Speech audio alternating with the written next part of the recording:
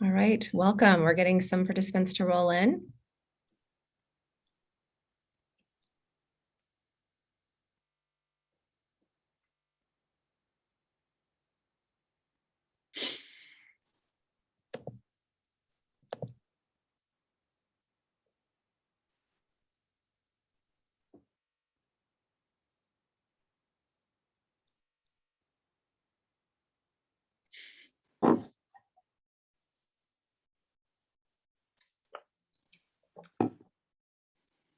Okay, it looks like we have about 29, 30 people now. So if you want to get started, Kiki, we'll probably have a few more people join us, but it looks like we have a good number already on. Sounds good. Well, welcome everyone again. This is September 27th, our advisory group portion of the Regional Housing and Growth Issues Partnership. I'm Kiki Miller. I'll be moderating this meeting today, and we have a fairly packed agenda. I'll start with a couple of announcements. We've added some members to the entire advisory group. The Region 1 Behavioral Health Housing Subcommittee, Vista and Kootenai Electric, I think, has been invited. Hillary, was there a fourth one there that joined? Not sure. In any case, the roster will be updated after today's meeting for those new advisory group members to be included, and I believe they were all sent a link. The other thing is, if you would all, I'm preaching to the choir on this one because you're here, but if for some reason your group can't attend, can you please assure that you send someone in your place, because we do live polls. We need direction back here, and this is critical for the success of this group, that we have participation from everyone in the region and they're all up to speed. These meetings are recorded, so you can go back and review it. That's always a tough way to go. So please send someone if you can't make it to this meeting, so they can report back to you anything that they need to have from your organization. So right now I've got a couple of other quick announcements before we get on. David Callahan, if you want to give us a brief on an upcoming meeting you have, I think the group might be interested in hearing about that. Of course, Kiki, and thank you. On Wednesday, I have an audience with Senator Crapo at 10, and his staff actually. And then at 11:45 with Senator Rich in person, all by Zoom. The purpose of the meeting is to ask their support for the Housing Supply and Affordability Act, which in my experience is one of the few national acts I've seen which actually provides direct support to local communities for housing and for reforming regulatory procedures related to housing. Among the things it will do is provide up to $300 million a year for 5 years for grants for local communities like ours to look at housing action plans, updating codes, modernizing our regulatory authority. So I'm pretty jazzed. Good deal. Well, thank you. And we'll stay tuned. Let us know how we can help, and we'll look forward to an update on that one next time. So thank you, David. You're very welcome. Next thing is, there have been presentations that myself and a couple of the working group members have done or will be doing on the progress to date of this group.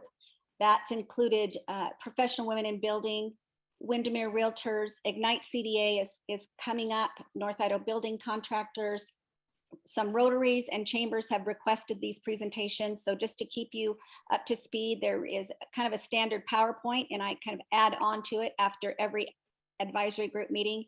If you'd like to see that, or you have a group who'd like to have that presentation, please just drop me a line and we'll work through that. So Maggie, if you could give us just a quick update on where your group's at with the housing assessment. Bet, Kiki. Thank you. Hi, everybody. So as we've explained, the housing affordability and availability study by the University of Idaho is well underway.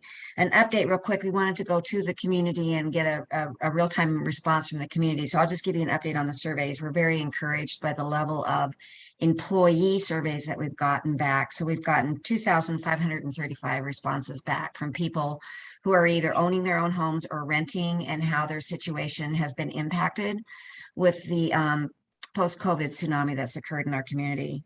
We've also received 57 employee surveys. Received over 100 real estate surveys as well. So I think the University of Idaho team is actually quite thrilled with this response from the community, and I think it's going to really help them in their study. Other than that, it's proceeding. They're still telling us the end of October, probably middle of November for the due date. Great. Thank you. That's come along really fast. Appreciate all that work, Maggie. And I think you had a new funding partner or added some scope of work to that. And that's going to be just a wealth of information for all of us and a important. We did. I'd like to give a shout out actually to Avista Foundation for that, because the scope expanded so much. So they stepped up and helped cover the additional cost. Great. By that team. Yeah, thanks. Thank you. And then I just got a note from Jeff. Jeff's been very, very busy lately, and school's starting up. But if you had anything you wanted to share with us regarding the subcommittee, or if you know of future information or agenda topics, now would be a great time. Yeah, thank you. I certainly do. So since our last advisory committee meeting, we've actually been able to meet twice. So I feel like we're off to a good start. The first meeting, we just spent some time listening to each of the school districts as an opportunity to reflect on some of our challenges as it relates to growth and our capacities and some of the problems coming before us as it relates to the topics that we're talking about here. I think generally speaking, we all had pretty good consensus on what some of those topics are that are facing us.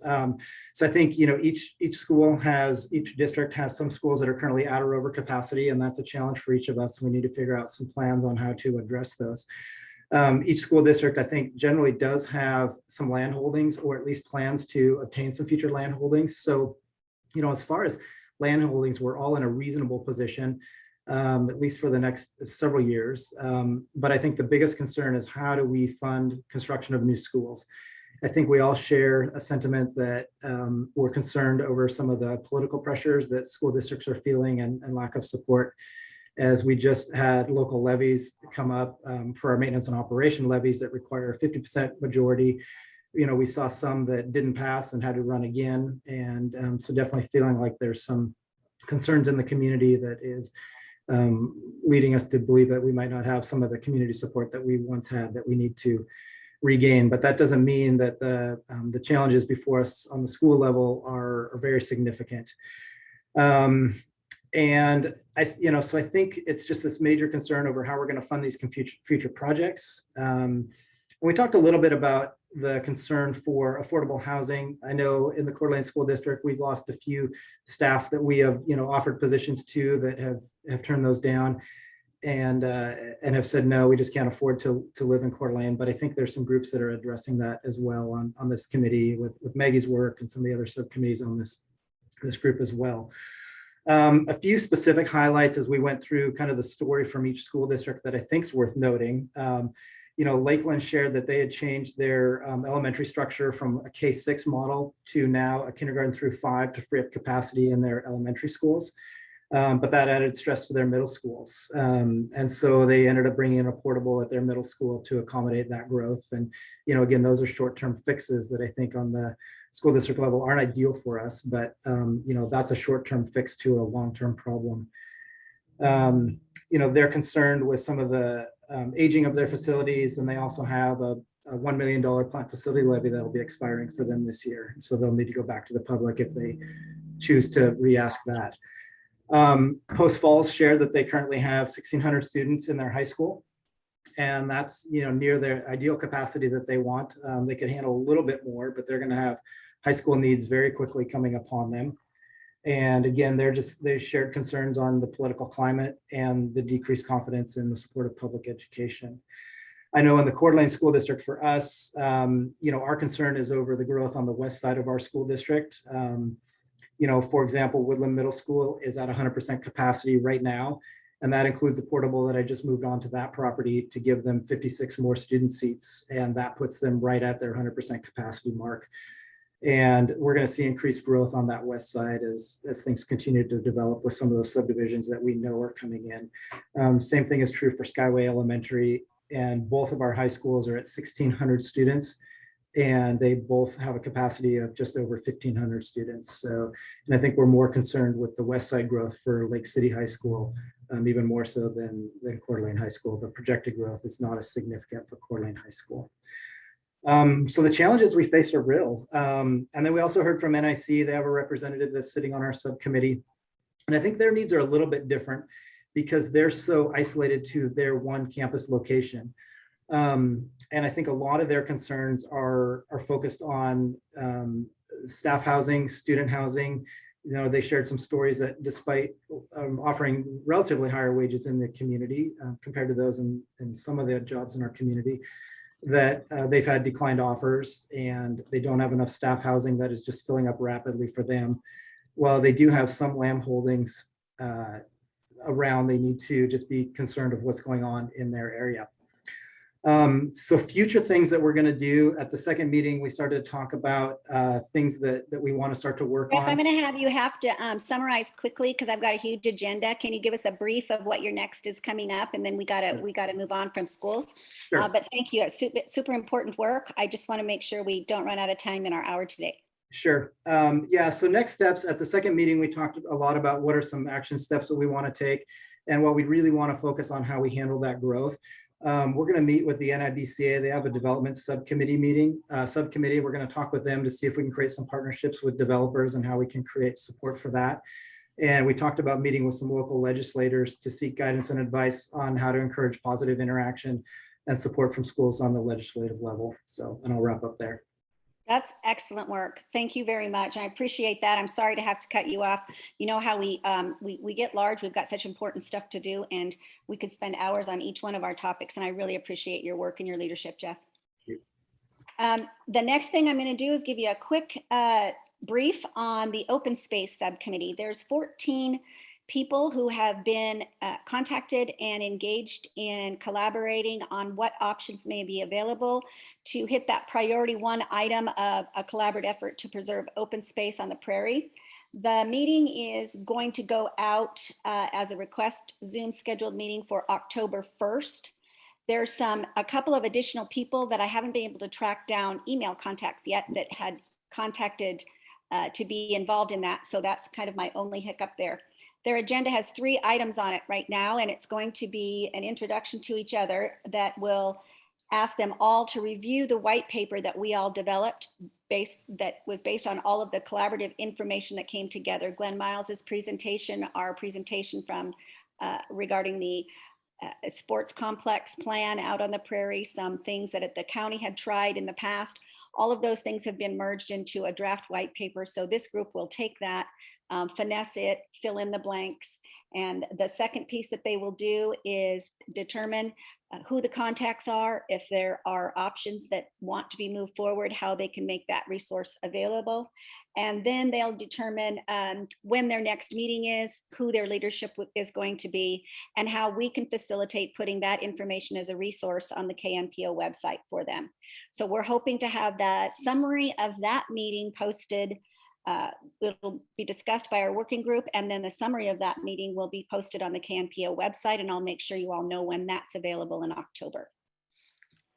The next thing we need to get onto is our local worker housing solutions discussion. So where we're at with that is there's quite a few things I want to go over with you today. Starting off with one of the things that we had touched base on, the working group got into and the advisory group had talked about was the Idaho Housing Trust Fund. And I think Hillary was going to share a screen. Len Crosby sent us some information about that. He was unable to be here, but what I'd like to be able to do is Hillary will kind of walk through what that is. And then as you have questions for this group, can you please email them to myself or Hillary, and we will make sure to get them to Len so that he can do an answer presentation at our next meeting to see if this is additional tools that we need to use. Hillary, anything you want to take it from there on that one? Yeah, so there's a little bit more information that we'll share to the KMPO page, as Kiki mentioned, but just a quick overview of this. So this Housing Trust Fund has already been established. It was established in 1992 but there's never been the funding mechanism for it, and there's never been a commission appointed to that. But if we could have those things happen, this could be a great tool for us to address the local housing issues, and they can be kind of customized to local needs. So one of the things that's a really nice opportunity through this is there could be a small fee collected through real estate transactions, and it would be scalable based on the value of the properties. And it also allows for incentives such as matching funds for projects and different financial offsets. So you could get property tax reductions, things like that. It also would exempt agricultural and timber property sales if it stays within that type of use, versus if it's developed, it would be charged. And then if it stays within a family, it's exempt as well. So Len has a lot of interest in trying to move this forward. And if we could get interest from this group, there's kind of opportunities, I think. And there's even State Senator Ali Rabe indicated she represents Ada County that's a strong proponent. So if you have questions after you review the information, please email that to Kiki and me, and we'll forward those to Len for him to respond to. Great. And keep in mind, this isn't something that this group is recommending. It's what we are researching as far as options, one of the tools in the toolkit that we're building so that we have the ability to pick it up and use it should that be something the community wants us to move forward with. So please take a look at that. The original email from Len may be available and posted on along with this on the KMPO website. So you can go strictly to it. It'll be an attachment to this agenda so you can read what he had indicated and then forward your questions. And as I said, we'll have a follow-up answer session at our next meeting.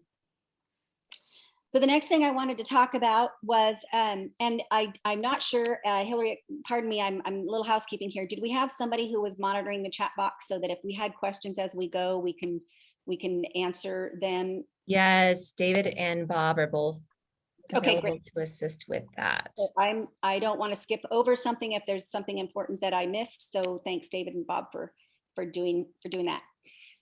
The next thing that we what we wanted to share with the advisory group is that our working group, we had a list of I think there was about 12 different communities that the working group members each picked up one or two and started making phone calls to find out other communities who have put together housing organizations that can manage these types of projects within their counties. So to date, we still have a few more that are coming in. Hillary got a hold of Boise for the Boise City Ada County Housing Authority, and she can talk a little bit about that. Al had picked up as an example one out of Boise called Leap Charities. And if he's ready, could talk a little bit about that one just as an example.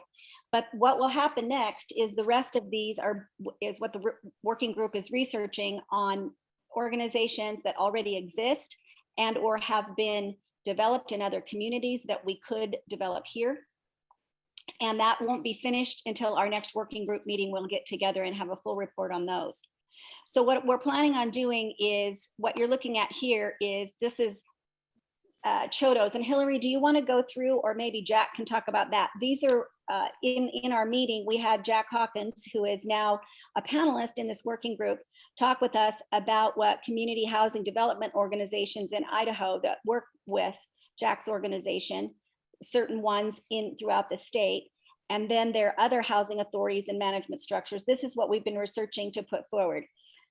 I'll have Hillary and Jack talk about that, but our point here is that we're going to present in our next piece of conversation here 3 different housing group structures that we need feedback from this organization on what priority you want us to pursue, either forming, researching, finding out what the community wants on the type of housing structure that should or could be developed.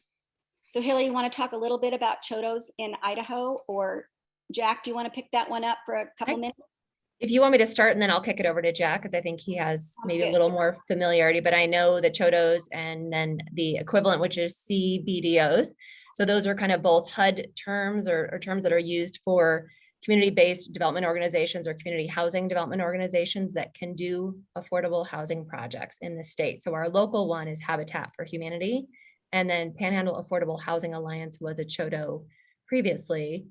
So Jack gave us this list. I'll let him maybe give a brief explanation of that. But we did reach out to some of these groups as well as some of the other ones listed at the bottom of the screen, just to find out how their housing models are working and what they're doing to take it to the next step.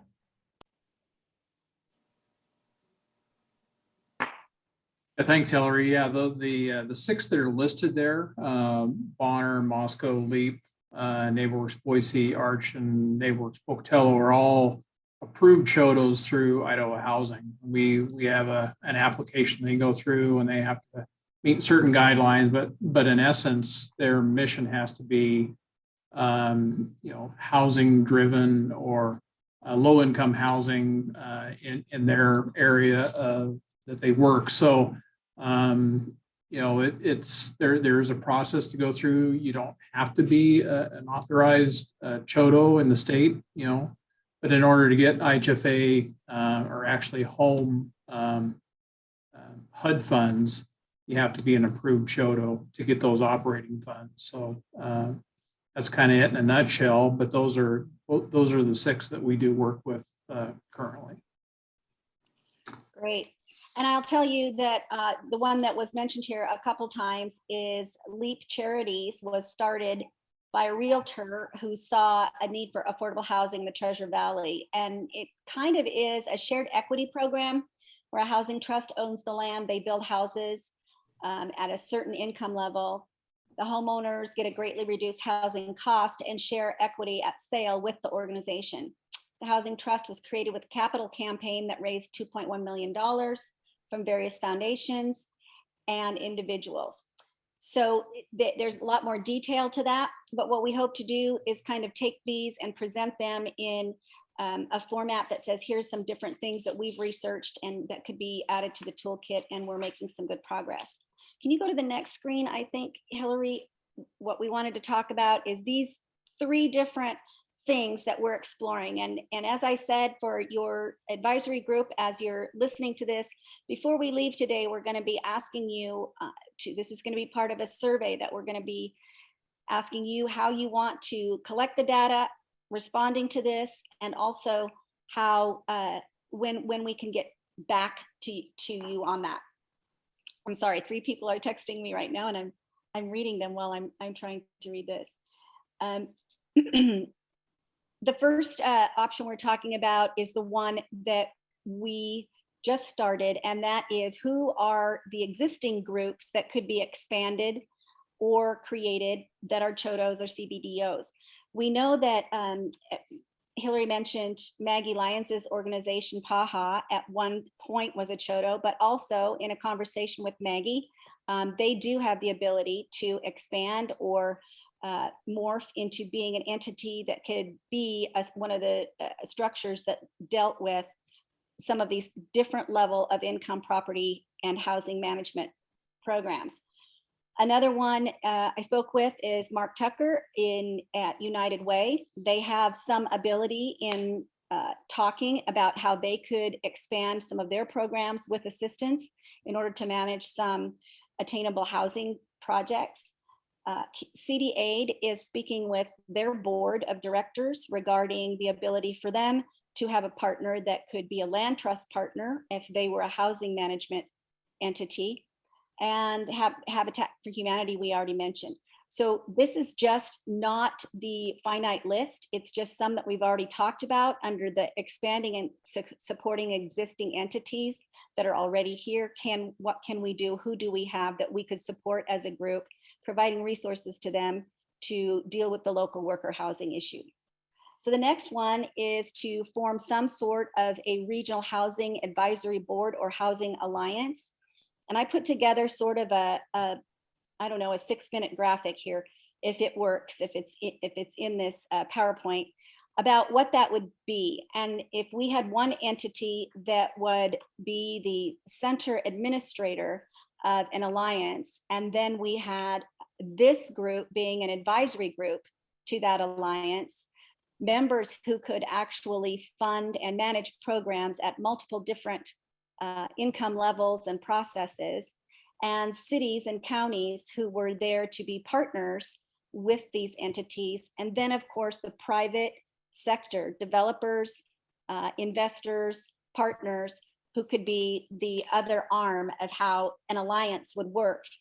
That way, we would have the ability to address low income, our middle income that is now moved into the unreachable housing, and all levels of local worker housing, depending on the need and the type, with the right agencies at the table.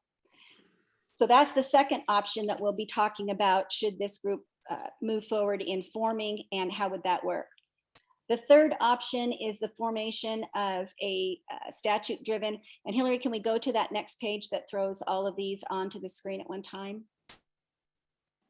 This is a little bit more of an a summary of what these three options we're exploring regarding a housing management structure. The third one is creating a housing authority, which is provided through state code. The Boise Ada County is a housing authority, and it's a different entity than what the other two would be.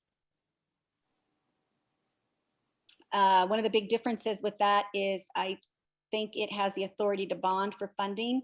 So it is a whole new animal that we haven't had here in North Idaho at all before. Okay, so as I said, I want to leave that up on the screen. This was sort of the option 2, kind of quick visual to say who could these people be and how would they work together, and is this something that our region could see benefit from, incorporating existing entities as well as putting potential new entities in the mix, and continuing to find the right partners to be at the table, and then deal with the housing program or project or special need on a case-by-case basis, having the Regional Housing Alliance make those decisions and qualify who was there, who and how who needs to be at the table. Okay, so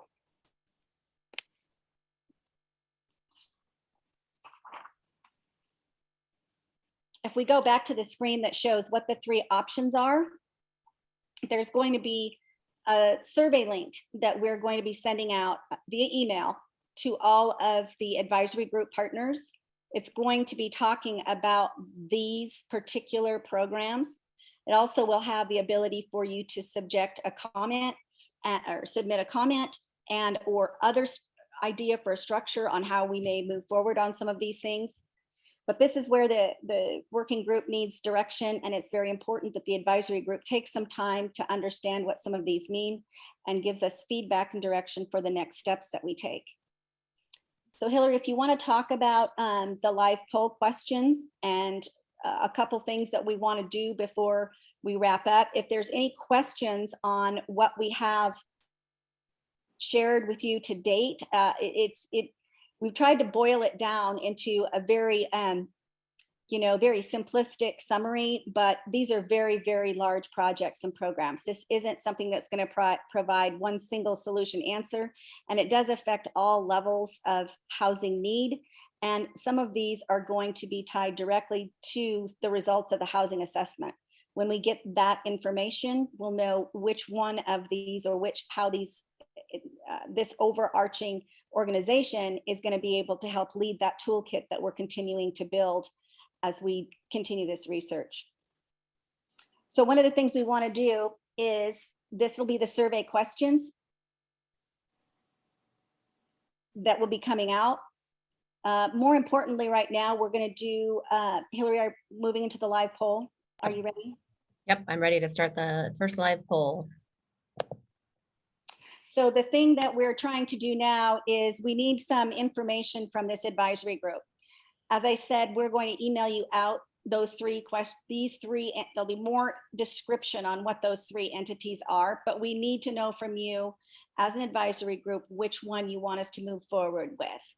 So it will be important. We don't want to be doing work on a housing authority if the group absolutely says we don't want to see that here. And we need to have you engage with your members and your constituents and your network. That's why you're here, is to direct this organization. So the first thing we need to do is clean up some housekeeping here. on what's the best method for us getting direction from you. It's important that you're engaged in what this organization is doing and that we are listening to you. So each group is a little bit different. There's chambers of commerces in here. There's businesses, there's cities, there are private groups and nonprofit organizations. Some of them have boards, some of them don't. So what we really need to know is, for the majority, what do you want us to do? Should the advisory committee representative or executive director answer these questions on behalf of the organization? Should the executive team, board of directors answer on behalf of the organization? Or should the entire membership network associated with the organization be surveyed? So that's your obligation to us first. Tell us what we're going to get in the form of feedback. If you could just do the live polling question right now. The hosts and the panelists don't vote, but all of the advisory members present do vote. So if you could take that poll now, we'd appreciate it. We have about half of the people have participated, so it's starting to roll in with the responses, Kiki. Great.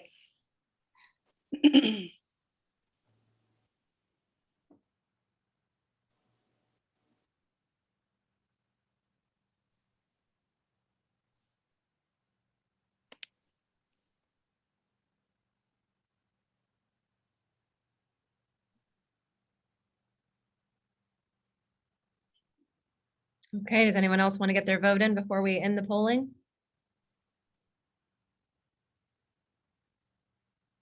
Okay. End the polling and share the results.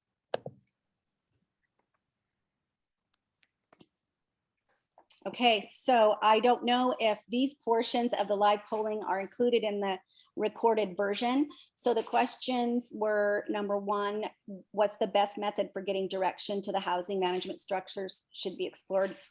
Which one should be explored further by the working group? So the advisory committee member or executive director should answer on behalf of the organization, got 48%. The executive team board of directors should answer on behalf of the organization, got 14%.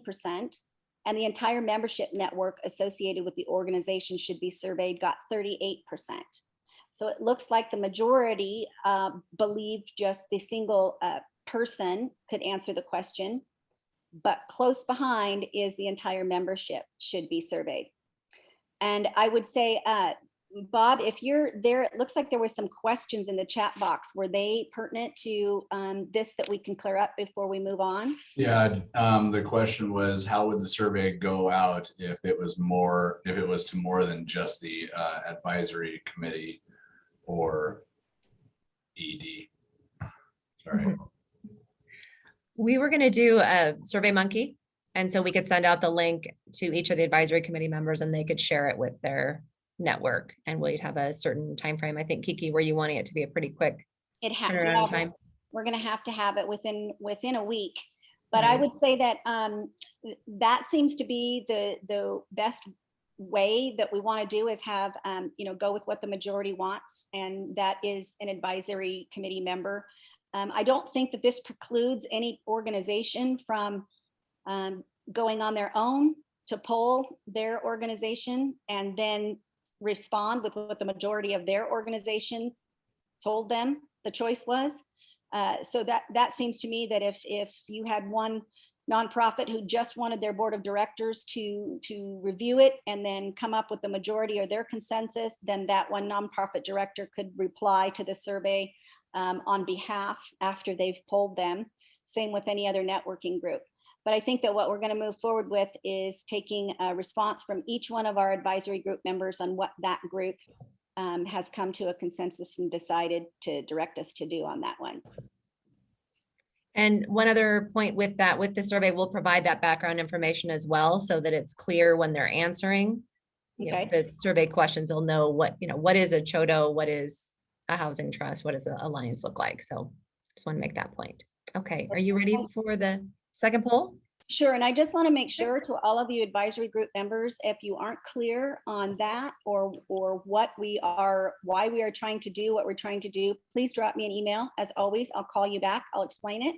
And then we will want to get that survey question back from you, that Survey Monkey question back, one from each one of our advisory members within the week, a week. So the next polling question 2 is we're trying to continue to be as transparent and share as much information as possible, keep everybody up to speed. So we need to have some direction. Do you want to have the names, a roster of the subcommittees? We've got 3 of them now, 2 of them. So if you want to have those subcommittees listed up there, can you please give us some direction here by taking this live poll and let us know what work to pursue there? The responses are rolling in. We have about half of the people have voted.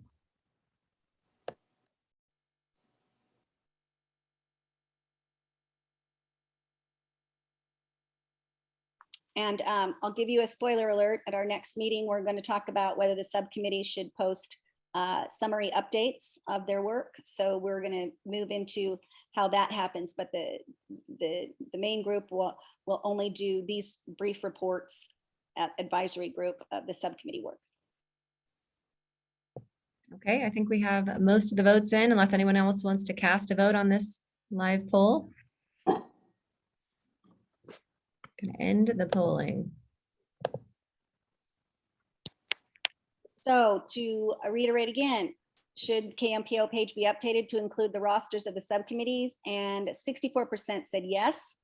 9% said it's not necessary, and 27% looks like they were good either way. So we will go ahead and create a roster for our subcommittees, and we will put at the top of the roster what their tentative routine of meetings are, how often they meet is what I mean, and who's included in that and what their basic scope of work is. So we'll get those figured out and done and up there before the next advisory group meeting. So thank you all for that. I wanted to take a minute, if anyone had questions right now on the options that we're talking about, where we're at with the local worker housing effort, in that today's meeting was for determining which potential housing group structure the working group begins to proceed in putting out to the community as an option to what they want to have us form. So that will be the agenda for the working group for our next meeting. So that's why we need that survey back within a week, because our meeting will occur after that. Our next meeting for the working group is on the 11th of October, I believe. So we'll need to have direction from this advisory group on what we will be prioritizing for that meeting. So it looks like there was another question. Bob, did we get that one answered, or? Oh.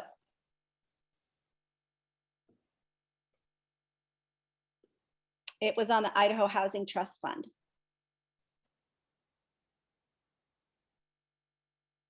I think you're muted, Bob.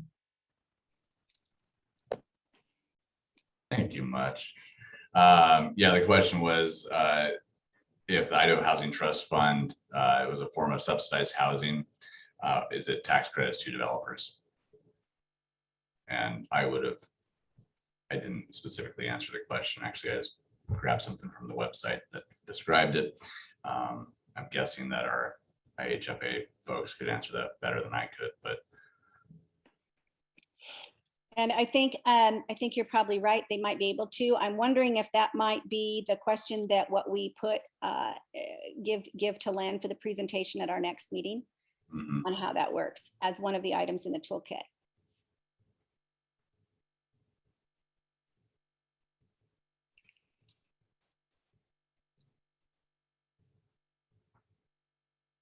Okay, so it looks like we're all reading the chat box to everyone. Yeah, I was trying to Yeah, we paste are. it in. It's too much text, so I'll try to Yeah. add a little more, but I can't add a document, so we'll just have to post it to the thing, and I could send it as an email as well. Great. Okay, well, that is something we're going to continue to pursue.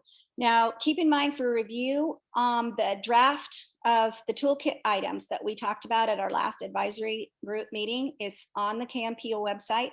We are still looking at all those. One of the top priorities was to take a look at a housing group structure and framework, how that would look. But we're continuing to look at those toolkit items. As I said, this the LEAP housing, these CHOTOs, all of these are part of that toolkit process. So if you go to look at that program, and you'll see that we're continuing on with a priority there. So did anyone else have any other questions? We got through a lot in a short period of time. Does anyone have any other questions or items that they want this group to start looking at as we keep moving forward with these issues? Okay, seeing none, please give me a call. I've got some more meetings scheduled with folks to kind of continue examining what this housing structure would look like. So we'll have more information for you at our next meeting. And there will be that survey being emailed out to you. So however you decide to answer it yourself, have your directive team answer it, or take it upon yourself to talk to your members, we would need one response back within the week. So that'll be by next, let's call it by Friday. Because today is Monday, so let's call it by Friday that you get your response back so that our working group can get moving in the right direction and right priority. And if there's nothing else, I'm going to let you all go early, and we will see you again on the 25th of October. If anyone has any other frequently asked questions, we do continue to update that at KMPO regarding any housing and growth issues. When you bring those in, we will add those to the frequently asked questions list. And then we will hope to have an update from David Callahan on his meeting. And I'll put that as a note on our next agenda if we haven't heard anything in the public realm by then. And thank you all for your participation. It's very important to us, and we're going to keep moving forward and put out some good solutions for this community in the housing and growth area. Thanks all for being here, and we'll see you in the next Zoom. Thanks, everyone. Thank you. Thanks, Kiki.